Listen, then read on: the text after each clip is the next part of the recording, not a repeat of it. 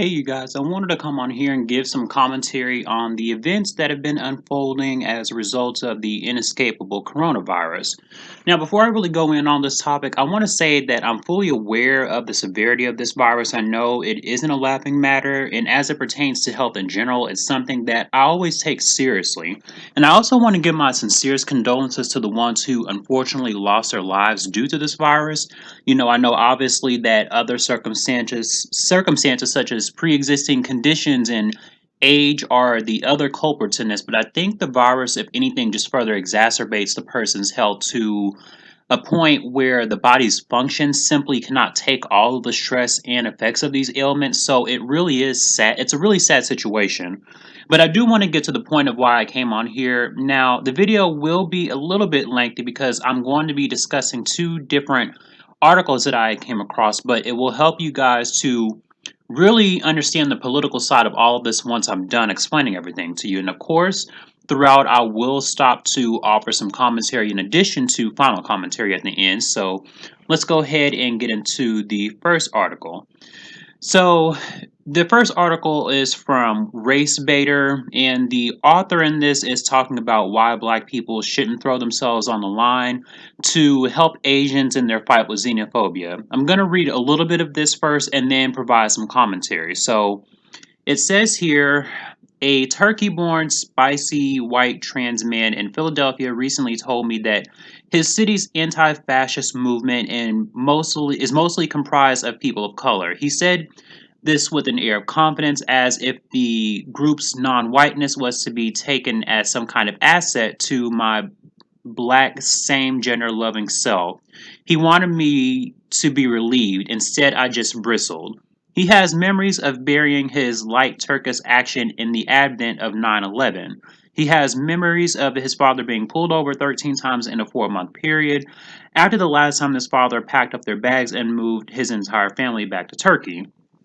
As a black person, I've often fantasized about being able to pack up all of my loved ones to escape the violence of the state.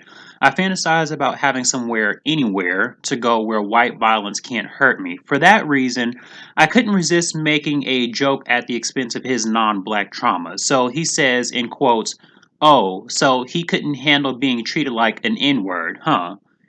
Must be nice to be able to go just pick up your entire family and go back to your home country," end quotes.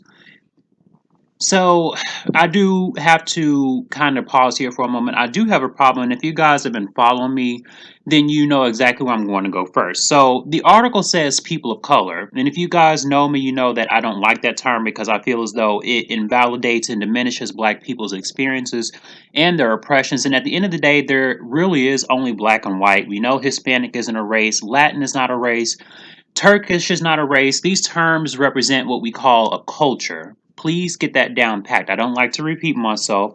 And in the Asian community, even, there's white Asians like the Japanese and Chinese, and then there's the darker Asians like the Filipinos. And also, another thing, when the author says that a white trans person was speaking to him in a way that he thought he could best relate to the situation in our community, I don't agree with this either. And I feel like before I really dissect this part, I have to give another disclaimer. And it's annoying that I have to do this, but I do it for those who don't know how to rationalize or make the distinctions analytically. So I am fully aware that other groups of people go through different forms of societal and personal struggles. However, I am speaking from a perspective of a group of people that face oppression on a significantly larger scale. Now, to dissect this, I don't like it when a person from within the LGBT community tries to use their sexuality to seem as though they face the same systemic issues that we do, or some type of just some overall problem that they're facing to try to relate to us. A black person who is attracted to the same sex won't be identified by their sexuality, at least not primarily. It will actually be factored down to their race.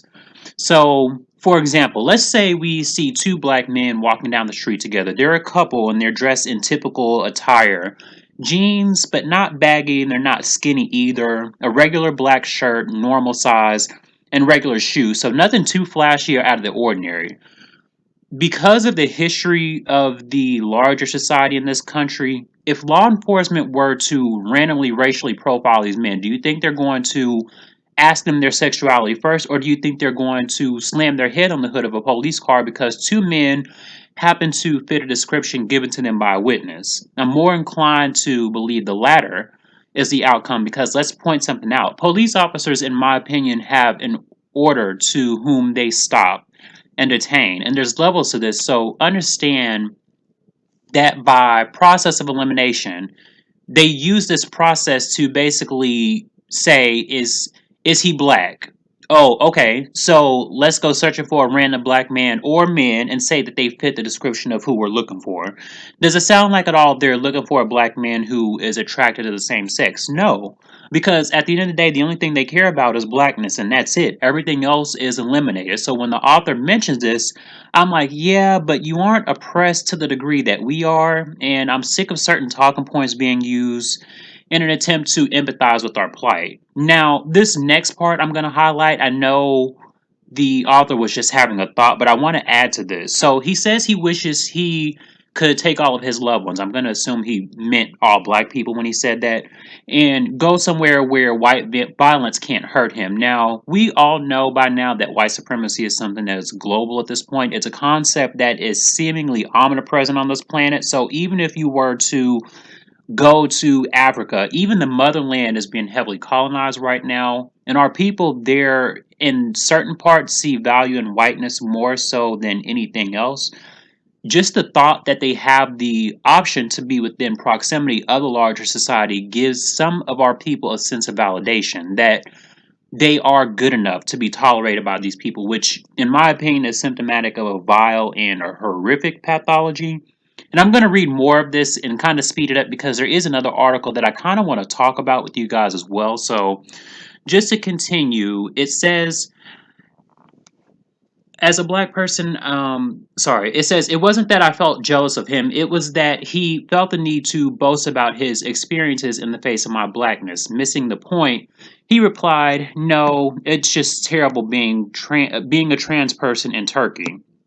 So then he goes on to say, I used to be pro everyone, not white, until I realized that everyone, white and non-white, lives off of black life and death. Everyone gets a piece of the pie. You see Aquafina raking it in by performing minstrel shows on camera. You saw Macklemore winning Grammys for Best Rapper when most of us know it should have gone to Kendrick. Teen Vogue covered Lily Singh performing anti-blackness and how people kept erroneously, intentionally, crediting her as the first late night host of color, erasing Wanda Sykes and Monique. Everyone profits from the fruits of our culture except for us. I can't help but think of all of the ethical plot holes in the narrative the Turkish man had spun me. Was police violence not a big issue until non black people of color started getting bludgeoned over the head by pigs and neighbors alike? Did their small Turkish family simply not notice? How could their family not notice? Didn't they see what happened to Thomas Jones? Was state violence not enough of an issue to protest and flee when it was just black bodies being bagged and tagged in the streets and in the prisons? In the past month, I think I have seen think piece after think piece on how not to be racist to Asian Americans, but where were all of these think pieces decrying xenophobia when Ebola was killing tens of thousands of black people? Where was all this concern about referencing a group of people or a place when talking about a disease, when Ebola was named after a river in the Congo? Xerophobia just doesn't slap the same if the punchline doesn't look like me and you, huh? It means nothing to me that the local Antifa chapter in Philadelphia is majority people of color. Not when I'm still followed and non-black people of color own stores in West Philly.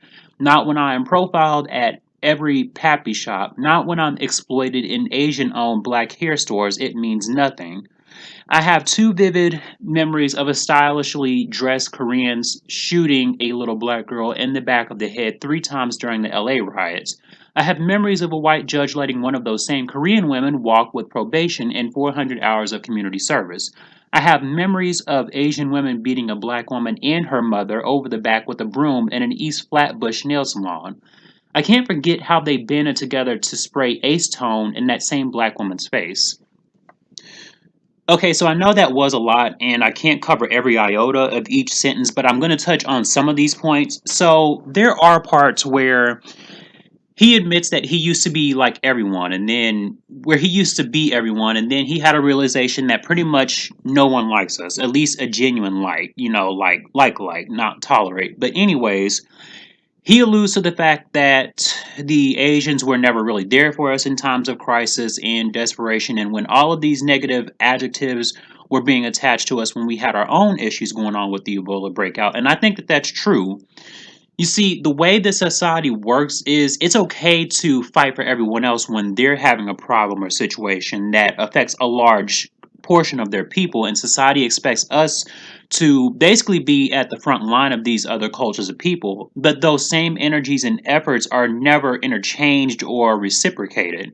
And black people have to understand that we ultimately are on our own in this world. Even when we have perceived allies, they don't have to worry about going home and being shot in their own home, or being shot because the car they're in looks higher than their social status. And one thing is, we basically are the only ones that have these problems, and no one else will be able to fathom that experience because we live it on a day-to-day basis. And I think I even remember back, I want to say it was like in 2014. I don't know if you guys remember hearing about this case, but it was a Kai Gurley. It was basically a black man that was shot by an Asian police officer, Peter Liang. And I don't remember hearing anything about the Asian community trying to comfort the black community or give a statement amongst their own saying, hey, don't hurt black people. And the same thing with the beauty supply stores. I actually had a friend who, at the time, told me that she went through a terrible experience when she went to get a bag of hair from this beauty supply store. And she didn't even buy the hair. She threw it on the floor and walked out. And I don't blame her, because there was a Asian lady that was actually following her around the entire store. She probably thought, because she was a black woman, she probably thought she was just going to steal the hair. So I don't blame her. And this fight that the Asians are having with being ostracized for regarding the coronavirus, I say just let them fight their own fight. We need to stop throwing ourselves on the line for people who don't have a vested interest in our problems. And when you look around, you'll see who's really there for you. So, with that being said, I'm just going to go ahead and finish reading out the remainder of this article. So, it says here, on Broad Street, I witnessed a white man with dreadlocks issuing racist epithets toward a group of East Asians while they got into their Uber. I have intervened in this sort of situation before, but this time I considered that both of these parties probably share a deep hatred for black people.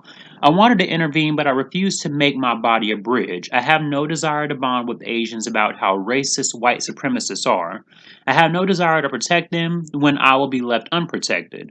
I don't feel relieved that the majority of Philadelphia's Antifa is non white, because I have never seen evidence to suggest that I should trust these people. On the contrary, I've only seen the ways in which non black people of color abuse our communities. And sure, sociologists have highlighted the differences between racism from white people and anti blackness from non black people of color, but this is a nuance that I am committed to ignoring for the rest of 2020. There may be key ideological differences, but the bullets all bite the same. It doesn't matter if our enemy is shared or not. Solidarity built over my black, same gender loving corpse is not a solidarity that I will ever take part in. So I don't blame this man, and you guys, I actually do agree with this, and it's really sad that it has to be pointed out, but maybe this will kind of help to instill some kind of sense of wokeness in our people, because I know wokeness is something that's just kind of thrown around. Trust me, I completely get that. But what I'm saying is, hopefully it'll kind of help them to kind of see things from a different perspective. If not, then, we'll just keep going. But anyways, I agree with him on a lot of things that he touched on, because, when you think about those with anti-black sentiments and perspectives, those are why I think that we should disassociate ourselves with that whole people of color BS, because at the end of the day, we have to face our own problems on our own. And I've said that before. We really shouldn't expect help from any other cultures or race, because it doesn't affect them. And like with this coronavirus xenophobia, the societal cruelties that they're facing with the harsh comments, it doesn't fall on us either. So basically, in my opinion, it is what it is. I mean, let them fight their own fight. So, with that being said, let's go ahead and go on to the next article. Now, the next article I want to talk about is from Atlanta Black Star, and it talks about Kayla Williams, a young black woman who had lost her life today, March 26, 2020, as a result of the coronavirus and the mistreatment from the EMTs in the hospital. So, It says here a 36-year-old woman died at her South London apartment Saturday, one day after dialing 999 to complain of suspected COVID 19 symptoms. Kayla Williams' husband said the mother of three was suffering a cough, high fever, chest, and stomach pain so severe paramedics were called to their Peckham home last Friday, where Williams was seen and ultimately told to self care at her residence. I called 999 because my wife was breathless, she was vomiting, and she had pains in her stomach. And husband Fabian Williams, according to The Guardian, as I was talking to them, she was getting worse, and they told me to put her on the floor and to make her body flat. Paramedics arrived around 8:30 p.m. and conducted a few tests. He said Fabian was shocked to learn that was the extent of the care his sick wife would receive that night. And the paramedic told me that the hospital won't take her. She is not a priority, he explained. She didn't stay very long and she went outside to write her report and posted it through the door. Now, I want to pause for a moment. This case I find to be extremely sad because I have talked about this before in the past with these hospitals and their treatment towards black people. And in my opinion, I believe that they have a system set in place similar to the criminal justice system. If the patient is a black person, don't give them medical care and treatment. Think about it. Why else would an EMT respond that way? And here it is, you have a woman who is having trouble breathing, she's coughing, she's vomiting, she's not feeling well overall. And your response to that is she's not a priority. Okay, so why is she not a priority? What do you consider to be a priority? What is the criteria of a person who would be a priority? And I want to know because it shouldn't have to take a heart attack for a person to be rushed to the ER. Like, this is really beyond ridiculous. And it's so upsetting the fact that this lady is having all of these different symptoms go on and the EMTs not try and administer some type of care to help this woman. You have an obligation and a duty to help those who are in desperate need of medical attention. And that's kind of elementary whenever you think about those in the medical field. Or I guess that's only if you're without melanin. And I already have so much to say, but I'm going to read the some more of this. So it says here that documents obtained by The Guardian show that Kayla Williams was being treated as a suspected COVID 19 case. After their first visit, paramedics recorded that she was suffering a non productive cough, headache, and chest pains all over, all symptoms of the highly contagious disease that has infected nearly 500,000 people globally. Fabian Williams said his wife's condition only worsened from there. The next morning, he ran her a bath and helped her to get dressed as she was too weak. He fed her a bowl of soup before taking a rest for himself. Fabian said he returned to check on his wife a short time later and found her slumped, head down in the living room. He immediately called 999, who instructed him to begin chest compressions as the paramedics were en route to their home. Emergency crews arrived soon after and tried to revive Williams, but it was too late. She was already gone, Fabian Williams said. Again, this is another pause. This is my thing. I understand the self-quarantine protocol. We all know how this goes by now, and it isn't new at this point. But why is it that they told her to go home, and clearly this is a woman showing signs of this illness? What in the world is a non-productive cough? And I'm sorry, but someone help me to understand. But when did the EMTs become doctors and gain the repertoire to be able to diagnose the severity of what a person is going through? Granted, they may know some medical terminology and be familiar with certain medical conditions as far as the symptoms are concerned, but can these EMTs give this woman an ECG? Can they give her an advanced radiology or MRI imaging to look for signs of any biological abnormalities? Excess buildup of mucus in a certain area? Oh, I don't know. Maybe an infection in the respiratory system? I mean, seriously, these are things you cannot tell from the surface, which is why she needed to go to the hospital. So a proper assessment could have been made. And I feel so sorry for this woman because I'm sure she was a very loving mother and wife to her family. It's just so shameful that her life had to end over their purposeful negligence. And in my eyes, the EMTs in hospitals are the main culprits in this situation because of their failure to act. But anyways, it says police visited the following day. He said, but refused to enter their home. A funeral director came a short time later to collect the body. Fabian Williams recalled how staffers were dressed head to toe in hazmat gear, full of masks and gloves. His wife's remains were wrapped in a sheet and placed in a body bag. Procedures, the Guardian notes, are required in infectious disease deaths. It's still unclear if Kayla Williams actually had the virus, and her husband said he hasn't heard anything from medical officials since then. They have left me here and I must isolate, he told the outlet. They haven't told me anything else. I am a diabetic. I take insulin. All I know is I'm supposed to isolate. No one has mentioned her body being tested or anything. A rep for the London Ambulance Service confirmed crews that responded to calls of an unwell individual at home in Peckham last week, after which the patient was treated and advised to call back if their condition changed.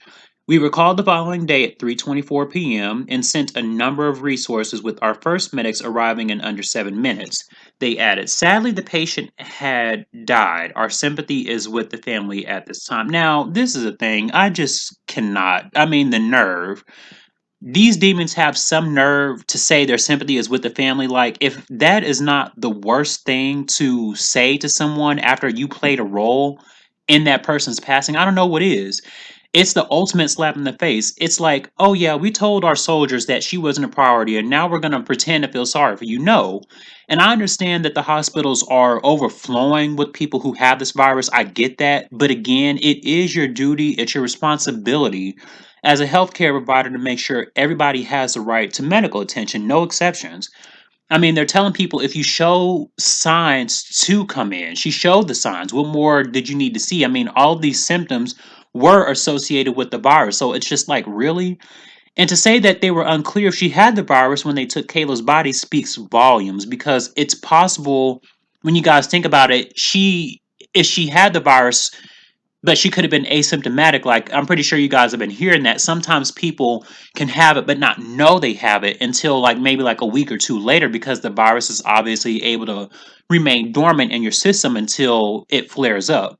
So, you know, I think it's ridiculous that they didn't even try to at least say, okay, well, let's test her. They didn't even do that. They basically were just passive, and that contributed to her demise. And I really don't like that. And that's why I think that Kayla should have been admitted to the hospital. I mean, even if they could have given her some kind of like fluids, something to, help boost her vitals, that could have even helped to some kind of degree. But to not act at all, it's just really infuriating. So I'm just going to go ahead and finish this out. So it says similar cases of black women getting sick and dying from suspected COVID 19 symptoms have also been reported in the United States. A DeKalb County, Georgia woman passed away this week after initially being turned away from the hospital, according to Fox 5 Atlanta. In New York City, the sister of a Brooklyn school teacher said it took 3 trips to the hospital before she was finally tested for the virus. Now she's intubated and on a ventilator at Brookdale Hospital. So, you guys, this is why I want all of us to be careful. This virus is no joke, and I'm sure you guys all know that. And we know the mistreatment that black people face when it comes to these hospitals. I've spoken before on the nature of these institutions, how it's basically another obstacle black people face in terms of systemic oppression. Because when you really think about it, we face this because it's basically a black woman that is needing a very vital service, but it's a resource that was crucial to her survival, but she was denied access to this. And this is what I mean when I say that we black people are the most oppressed. I mean, yes, some of you may come on in here and try to deflect and name maybe 1 or 2 instances where it may have happened in somebody else's community, but try that versus thousands. And even outside of this coronavirus, the number of black women who lose their lives during childbirth, just one instance, the black people who are given the wrong diagnosis, the black people who are not even given a prescription in times when they should be given some to help with whatever ailment they have. I mean, and even in the end of the article, it indicates this. I mean, a black woman had to go back 3 times before she was finally admitted and given medical care. I really can't. I mean, this medical system is complete trash, and I'm not even talking about the exorbitant price charges for each service performed. I'm just talking about in general the treatment altogether, even before services are rendered, if at all. And I hate to say it, but in the words of Michael Jackson, they don't really care about us. I mean, that man, he tried to warn us back then, but even before Michael Jackson told us, our ancestors have this written in stone that they don't care about us. I mean, we basically are all we have, and all I can do is just try to do my part and try to come up with some kind of solutions to help our people the best way that I know how. So with that being said, you guys know that this is, I try to make it a solution based channel. I don't want to just come on here and state the obvious without trying to offer some type of answer as to how to maybe avoid this situation, and hopefully it doesn't happen to you guys. So one solution I want to try is, okay, so in this case, if it's possible, and I know this is going to be a big if, try to see if you can drive, like if you're able to drive, try to see if you can go to the ER yourself. This way you won't face a similar incident like with what happened to Kayla. And I'm not saying that, they did anything wrong, but I'm just trying to come up with this solution because there's a higher chance that you may get the care and attention that you need. And, hey, even if that's the case, if that hospital did not give you service, they tried to turn you away, if there is another hospital within close range or proximity to you, try to go to another one. Don't just go to that one because you never know. Different doctors have different opinions, so don't just give up just because that one would not see you.